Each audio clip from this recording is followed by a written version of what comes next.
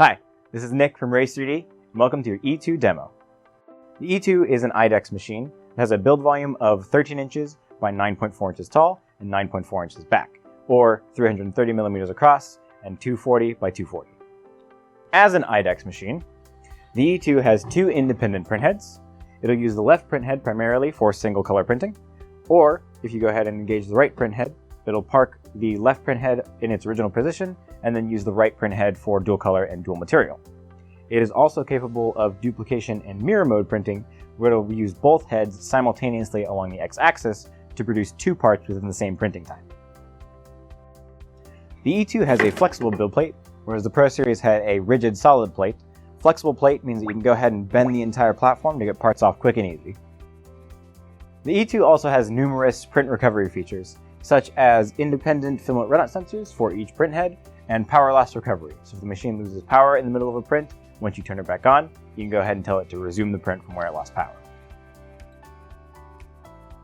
The E2 features a camera at the front of the machine. This can be used to remotely monitor prints via Ethernet or wireless and via cloud. It can also be used to capture time lapses and photos of the prints. In addition to the power loss recovery and filament runout sensors, the E2 also has a power saving feature, where if we push the red button on the side, it's going to turn off the touchscreen and disable the lights on the inside. Another safety feature that the E2 has is, by default, if you start a print, the machine has to be fully enclosed. If either the upper lid or the front door are open, it's going to automatically pause the print and will not allow you to resume the print until the doors are closed. This setting is controlled by the machine settings, and it can be disabled if you would like. The E2 excels at printing flexible filaments, as the entire print head houses the extruder, hot end, and feed gear, and the filament pathway is very, very short between where it heats up the filament and where it initially grabs the filament to pull it into the printhead. The left printhead also houses the touch probe for automatic bed leveling. Before every print, the E2 is going to sample the bed across that area and generate a mesh that will then be compensated for in the following print to make sure that the part has adequate part adhesion. When calibrating the machine via the utility screen, you can choose to either run a 3x3 grid or a 9-point leveling, or a 9x7 grid for 63-point leveling to get a more uniform mesh of the entire surface, and then the sampling data from the most recent mesh is stored on the touchscreen to be viewed later. Similar to the Pro Series, the E2 can also be connected to a local network via Ethernet or wireless. Once remotely connected through ideaMaker, you can upload G-code files directly to the screen. You also have full control over the touchscreen and can start prints via the local storage. In addition to these features, you also have capabilities to control the power saving features and view the camera. And just like the Pro Series, the E2 also has a HEPA filter included on the back to filter out any fumes or particulates given off by specific filaments. This is our slicing software ideaMaker. From here, we have a visual representation of the printing environment of the E2. ideaMaker can accept STL, OBJ, and 3MF file types. If I go ahead and go to File and then Examples, I can pull in one of our example STLs. Now, working with models in ideaMaker, all of your standard manipulation tools are going to be up at the top. So you have moving, rotating, and scaling for changing the parts. There's also a free cut tool that is built directly into ideaMaker. So if I go ahead and select this part and then choose free cut, it'll bring up a cutting plane that I can then go ahead and position, start cut, and then that will separate the original body into two separate bodies that I can work with individually. There's also a tool for generating supports. If I go to support, again with the model selected, create auto supports, it'll generate these yellow stand-in structures that I can then manually choose to add, edit, or remove as necessary. These are for more custom supports. If you want to go ahead and have the templates generate supports all the time, then when we go to start slicing, this is going to open up our template selection menu, and then quickly going to edit and then support, and generating supports all is going to have the template take care of generating the supports. Then going ahead and saving this template to have those changes inactive. Now for all of the pre-built materials in ideaMaker, I can access all of the material templates by clicking the drop-down menu to access all of the standard Raise3D materials and a couple other options for elastic filaments.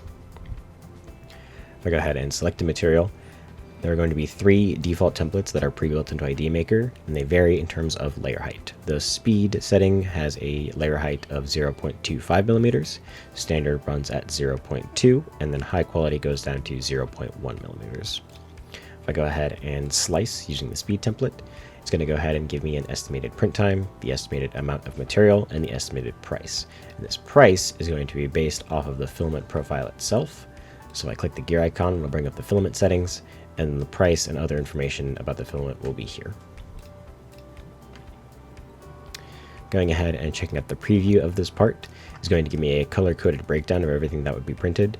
Then I can go ahead and scroll through and check all of the layers, and then if I check the box to show only the current layer, I can go ahead and scroll through and check the layer's individual steps as well.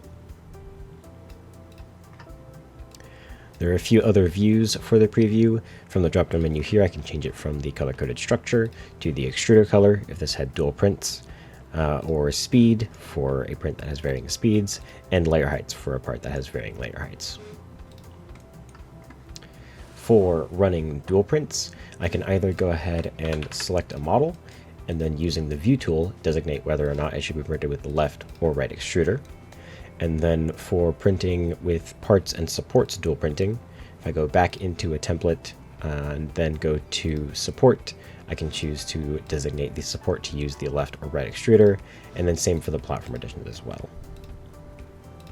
So when we reslice this using the same template after changing those settings and saving, it gives me new estimates for the print. And then in the preview over here, it'll give me a breakdown for the left and right material used.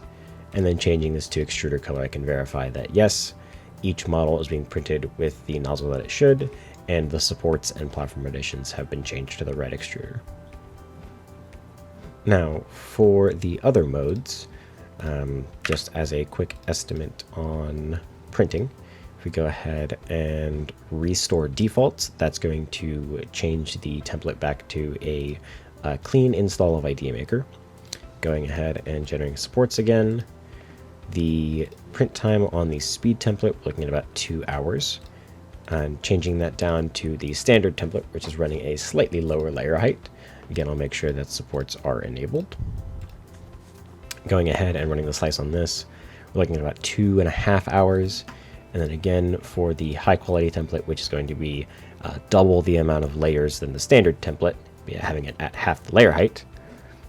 Enabling supports on this again, and then slicing, we're going to be looking at just under 5 hours for this print. But then even in the preview, we'll be able to see how much higher fidelity that this print is going to be with those increased layer lines. Now the 2 other modes for the E2, duplicate and mirror mode, I can go ahead and change those modes by going over here, clicking this icon, and then changing the print mode to duplication or mirror. When we're running either of these modes, it's going to have a second body stand in, and then it also grays out the print area for the mode that we're in. Once the model goes back to the original color, then we know that we're ready to start printing those. So you can go ahead and start slicing, choosing any of the same templates from before. Run the slice again. It does prompt to enable the raft, so we can go ahead and say yes, have the raft enabled.